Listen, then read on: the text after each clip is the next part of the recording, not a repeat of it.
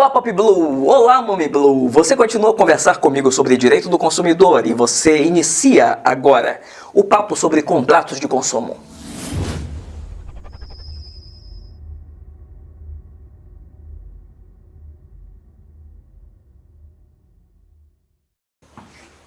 Olha, contratos de consumo. Já começo falando que para você estudar contratos de consumo, você precisa saber a teoria geral dos contratos do direito civil.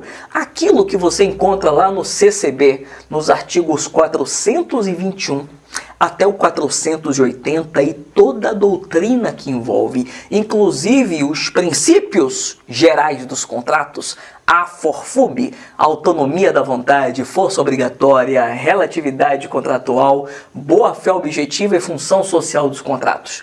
Eu vou tratar sobre esses princípios lá na minha série de vídeos sobre direito civil. Por hora, eu só quero que você saiba que quando o Código do Consumidor começa a tratar de contrato de consumo, lá no seu artigo 46, ele pressupõe que você já manja de tudo aquilo que envolve a teoria geral dos contratos. E não se esqueça que o artigo 7º do CDC, artigo 7º do CDC, diz que as normas deste Código do CDC não excluem outras que tiverem em tratados, regulamentos e outras leis. Então pronto, agora que você já está bem localizado em contratos de consumo, que no CDC começa no 46, eu vou te dar alguns tópicos gerais já do texto do Código. Vamos lá? Número 1. Contrato de consumo só obriga consumidor depois que uma via do contrato lhe foi entregue. A partir do momento em que existe o ajuste contratual entre consumidor e fornecedor, o fornecedor já está obrigado. Eu vou repetir, o fornecedor se obriga no momento em que fecha o negócio, no momento da aceitação da proposta. Mas o consumidor não. O consumidor só está obrigado a partir do momento em que tem conhecimento do inteiro teor do contrato. Significa que se por um acaso um consumidor fecha um negócio verbal com o fornecedor, ele fala, olha, vou enviar para você depois por e-mail, depois por carta, eu vou te enviar a via do contrato. Enquanto não chegar, o consumidor não está obrigado. Show? Segundo tópico. Segundo tópico diz o seguinte, que no que tange ao instrumento contratual, ou seja, o papel ou as normas que estiverem lá na tela quando você clica no clique aqui, elas precisam ter absoluta clareza quanto à extensão, quanto ao conteúdo. O contrato de consumo tem que estar em linguagem didática, tem que ser escrita não para que o fornecedor apenas o entenda, mas tem que ficar claro para que o consumidor o entenda.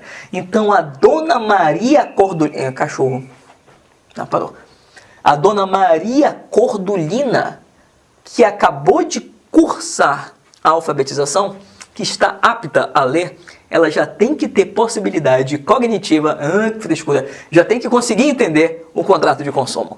Isso, meu amigo, é lei, isso não é doutrina.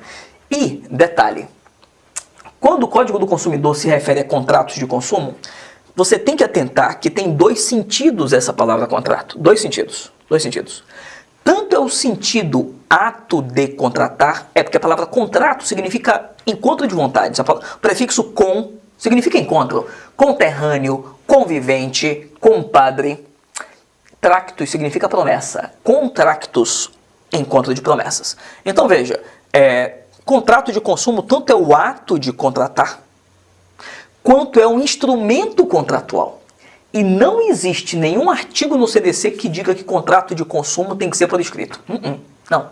Pode ter contrato de consumo verbal, gestual, silencioso, de qualquer modo que você imaginar. É óbvio, meu amigo, que se existem aqueles contratos onde o Código Civil manda que tenha leis, forma especial, como por exemplo, imóvel superior a 30 salários mínimos, que tem que ser para escritura pública, esses contratos chamados de formais têm que ter a sua forma, mas como regra geral, a forma é livre.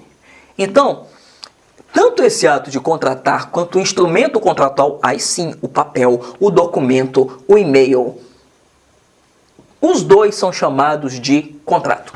Então, quando você fala contrato de consumo, tanto é o contrato ajuste, quanto é o contrato instrumento, o papel que tem o nomezinho contrato. Cuidado com isso. Então, eu falei para você que um contrato, ele só obriga o consumidor quando lhe é entregue uma via. 2. Contrato tem que ser redigido de maneira clara, didática para o consumidor, com clareza quanto à extensão dos direitos e deveres das partes. Tópico 3.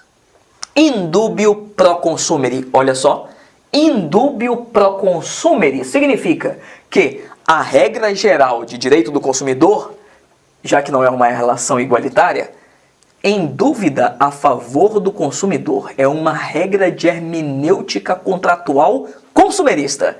Veja, vamos fazer uma ponte aqui? Em direito civil, as partes estão em igualdade. Em direito empresarial, as partes estão em igualdade. Não existe uma regra que diga indúbio pro A ou pro B.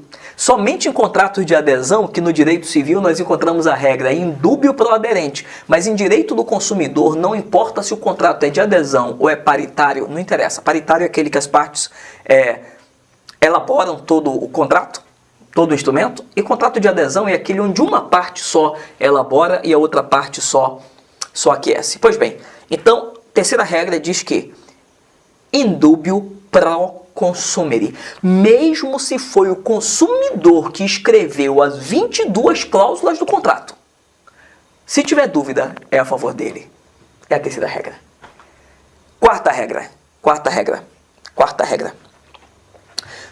Contrato de adesão, porque eu já falei de contrato de adesão na regra anterior. Contrato de adesão em relação de consumo se considera como tal, se considera de adesão, bastando que tenha parte de adesão. Então, o fato de o consumidor elaborar parte do contrato não o desnatura como contrato de adesão. Entendeu? É o contrário do direito civil. No direito civil, se tiver parte de adesão e parte paritária, o contrato é todo paritário. Mas em direito do consumidor, se tem parte de adesão, por adesão, formulário, e parte paritária, que as partes escreveram as cláusulas, o contrato ele é todo qualificado como adesão. E nesses tipos de contrato, no contrato de adesão, temos algumas regras. Primeiro, tem que estar redigido em fonte 12. Fonte 12. Essa 12 aí que tem no Word, meu amigo. 12 PPI, points per inch, pontos por polegada. O código teve uma ótima intenção. A intenção do código foi fazer com que o consumidor... Gente, eu fico olhando aqui para o lado, que é para ver o tempo de gravação, tá? A intenção do código foi justamente fazer com que o consumidor pudesse ler com clareza as letrinhas, as letras. Mas fez uma caca do caramba. Fez uma caca do caramba. Por quê? Porque disse que é fonte 12, mas não disse qual é a fonte.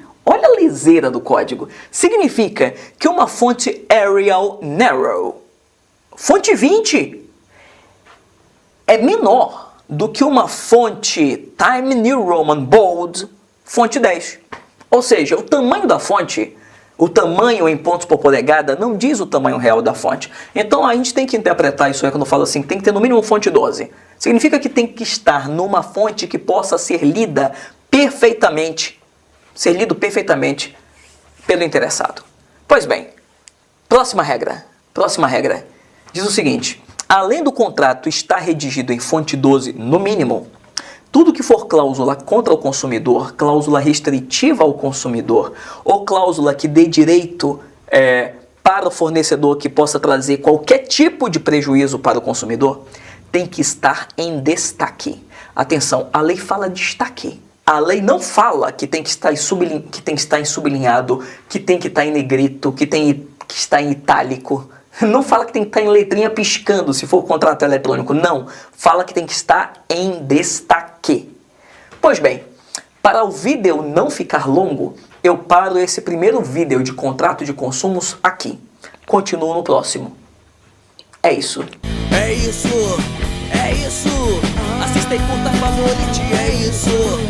É isso. É isso.